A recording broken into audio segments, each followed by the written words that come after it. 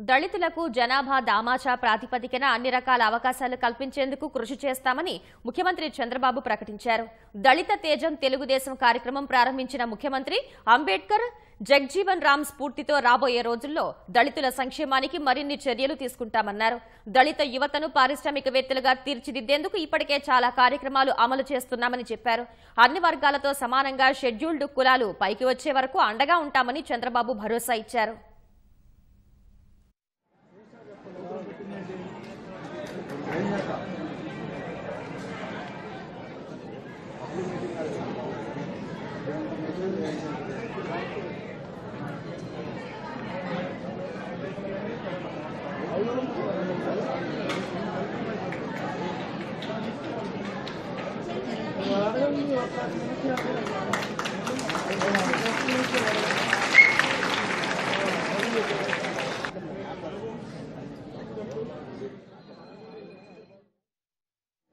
SC పిల్లలందరికీ చదువుకున్న పిల్లలు ఉన్నారు.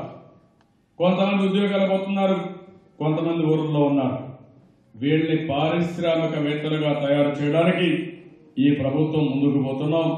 అందుకే మీరు చూస్తే ఇన్నోవా కార్లు అయితే ఈ రోజు కూడా 140 కార్లు ఇన్నోవా కార్లు ఇచ్చి ప్రతి ఒక్కరిని పారిశ్రామికవేత్తలుగా తయారు చేయాలని, ఎస్సీ పిల్లలంటే డ్రైవర్లు కాదు ఓనర్లుగా తయారు చేయాలని నేను ముందుకు వస్తున్నానని చెప్పి కూడా నేను మీకు తెలియజేస్తున్నాను. దళితులుగా ఉండే ప్రతి ఒక్క యువత ఒక పారిశ్రామికవేత్త కావాలి.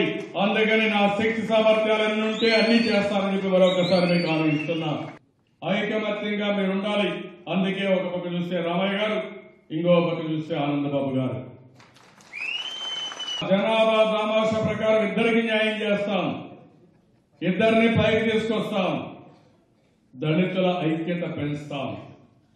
రేపు రాబోయే రోజుల్లో ఉద్యోగాల్లో కానీ లేకుంటే మీకు ఇచ్చే ఉపాధి కల్పించే కార్యక్రమాల్లో కానీ నిధులు కానీ అన్ని కూడా సమానంగా ఖర్చు పెడతాం. తమాషా ప్రకారం ఎక్కడ అన్యాయం జరిగే సమస్య ఉండదని మరొకసారి మీ అందరికీ హామీ ఇస్తున్నా.